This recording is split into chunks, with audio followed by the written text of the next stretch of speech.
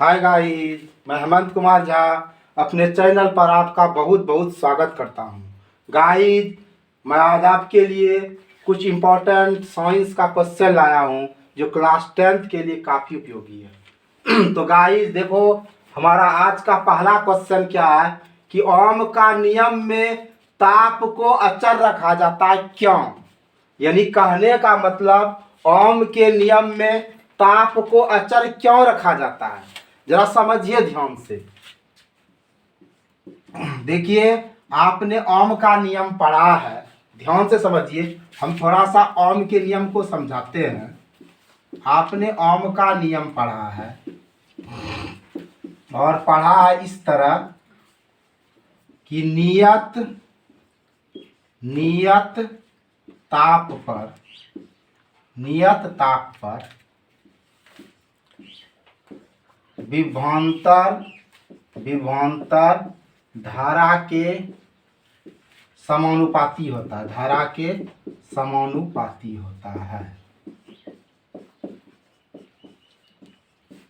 यानी नियत ताप पर आप ऐसे भी समझ सकते हैं कि नियत ताप पर भी समानुपाती आई।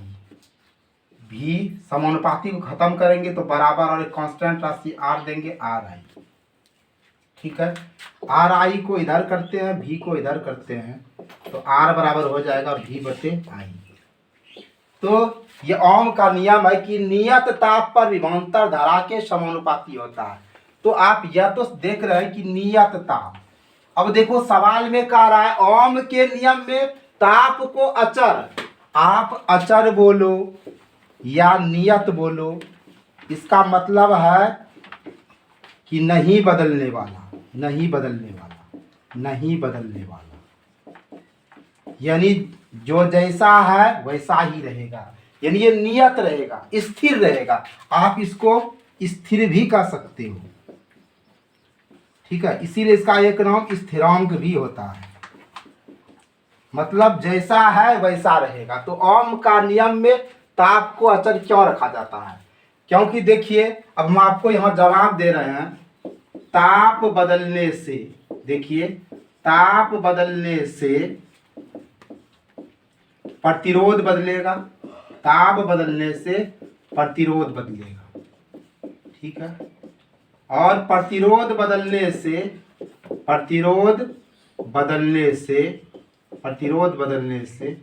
धारा बदलेगा।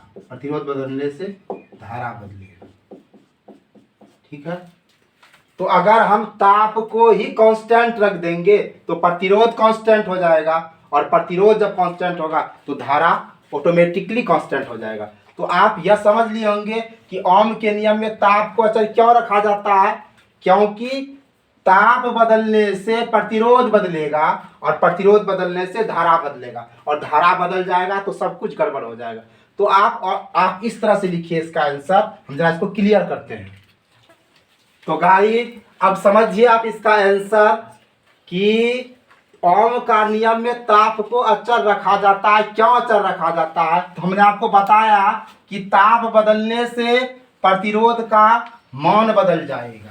ताप बदलेगा तो प्रतिरोध बदल जाएगा, और प्रतिरोध के बदलने से धारा का सही मान प्राप्त नहीं होगा।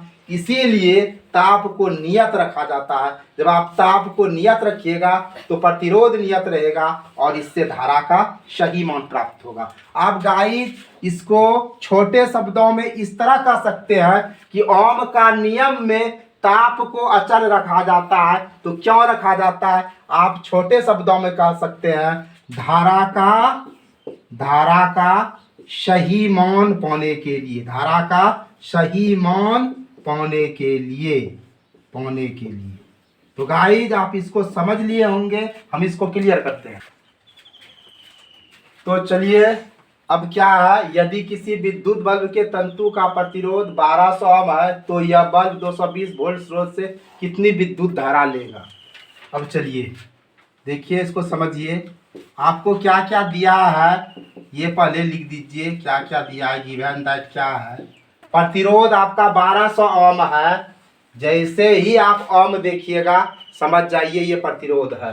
यानी आर बराबर आपका है 1200 ओम। ठीक है, और क्या है, यह बल्ब 220 वोल्ट स्रोत, जैसे ही भी देखोगे तो विभवांतर समझ लेना, यानी भी क्या आपका 220 वोल्ट। कितनी धारा लेगा, आई बराबर 1। और अब आप ओम का नियम तो जानते ही हो कि V बराबर आर आई होता है, ओम का नियम जानते हो। इस पर आप पुट कीजिए, V आपका क्या है 220 है, लिख दीजिए। आर आपका 1200 है, 1200 है, और आई आपको नहीं मालूम है, आई रख दीजिए इसे। हम लोग को आई निकालना है, इसका पक्षांतर कीजिए, इसको इधर लिखिए, उसको उधर भेज दीजिए। तो 1200 गुना आई लिख दो और 220 लिख दो। अब देखो आई बराबर क्या होगा, ये 220 है, ये गुना इस पर आएगा तो हो गया 1200। ये 0 0 कट गया, 11 दूनी 22 और 60 दूनी 120, तो 11/60। चूंकि धारा का एसआई मात्रक एम्पियर होता है, एम्पियर लिख दीजिए, यही आपका आंसर हुआ। अब देखिए दूसरा सवाल आपका है 5 ओम 20 ओम के प्रतिरोधों को पाठ्यक्रम में जोड़ने पर समतुल्य प्रतिरोध की गणना क्या होगा। चलो कोई बात नहीं है, आपको दिया है क्या, R1 दिया है आपको 5 ओम, ठीक है, R2 आपको दिया है 20 ओम, ठीक है। प्रतिरोध को पाठ्यक्रम में जोड़ना, प्रतिरोध को पाठ्यक्रम में जोड़ा गया तो फॉर्मूला क्या होगा, 1/RP बराबर 1/R1 जोड़ 1/R2, ठीक है। 1/RP बराबर 1/R1, R1 क्या है 5 है, R2 क्या है 20 है, ध्यान देना। 1/RP बराबर 5 और 20 का एलसीएम आप क्या होगा 20 होगा, निकाल के देखिए आप। 5 1 5, 5 चौके 20, 5 चौके 20, ये 20 हो गया। अब देखिए 5 चौके 20 और 4 1 4, भिन्न का जोड़ बनाइए, 20 में 20 से भाग दीजिए, 1 1 1 1/RP 4 1 5/20, 5 1 5, 5 चौके 20, 1/RP बराबर 1/4, इसको क्रॉस मल्टीप्लिकेशन कीजिए, RP 1 RP और 4 1 4, RP बराबर क्या हो गया 4 ओम। तो ये आपका समतुल्य प्रतिरोध हो गया। तो गाइस इसको हम क्लियर करते हैं। गाइस देखिए अब नेक्स्ट क्वेश्चन क्या है, 1 एम्पियर की परिभाषा लिखें, किसी परिपथ में धारा की गणना करें, यदि 580 आवेश 10 मिनट में इससे होकर गुजरता है। देखिए आप इसको बड़े मजे से समझिए कि 1 एम्पियर का परिभाषा कह रहा है। देखिए आपने यह सूत्र पढ़ा होगा, आई बराबर Q/T, ध्यान से समझो, आई बराबर क्या होता है Q/T। अब देखो जहां ये आई धारा होता है, ये Q आवेश है और T आपका समय है, ठीक है, ये आप जान रहे हैं। हमें कह रहा है 1 एम्पियर की परिभाषा लिखिए, तो चलिए कोई बात नहीं है, आप तो ये समझ ही रहे हो, आई बराबर लिख दो Q/T, ठीक है। अब देखो यहाँ 1 छिपा है, इसे लिखो 1 आई बराबर 1 Q/1T, ठीक है। अब देखो 1 रहने दो यहाँ, और धारा का मात्रक क्या होता है एम्पियर, यहाँ 1 एम्पियर हो गया, और आवेश का मात्रक कूलम होता है, और समय का क्या होता है सेकेंड, ठीक है। तो देखिए आई एम्पियर है, यहाँ 1 छिपा है, 1 लिख दीजिए, यहाँ भी 1 लिख दीजिए, यहाँ भी 1 लिख दीजिए, और धारा का क्या होता है एम्पियर, आवेश का क्या होता है कूलम, और समय का क्या होता है सेकेंड। अब देखिए 1 एम्पियर का परिभाषा क्या हो गया, 1 एम्पियर बराबर 1C/1S, यानी कहने का मतलब 1 कूलम को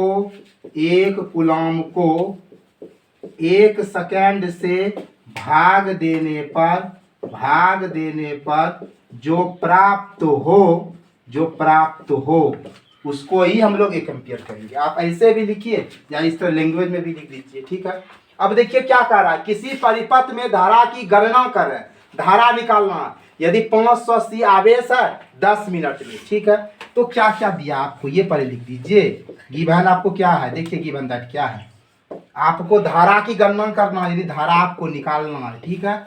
और 580 आवेश कितना है, Q बराबर 580 दिया है, और टाइम देखिए 10 मिनट है, T बराबर आपका क्या है 10 मिनट, ठीक है। और समय का मात्रक सेकेंड होता है, तो मिनट को सेकेंड में बदल लीजिए, यानी इसको 60 से गुणा कर लो, तो 60 गुना 10 क्या हो जाएगा 600 सेकेंड। अब हम लोग को क्या निकालना है, धारा निकालना। आई बराबर क्या होगा, आई बराबर होगा Q बटे टी।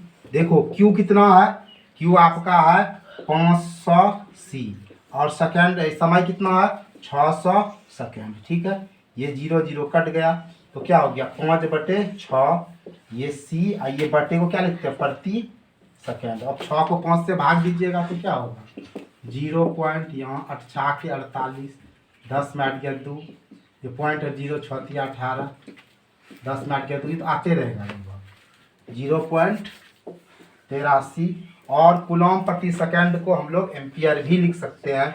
गाइस आप आज के क्वेश्चन को बढ़िया से समझे होंगे। आपको वीडियो वॉचिंग के लिए बहुत बहुत धन्यवाद। जय हिंद जय भारत।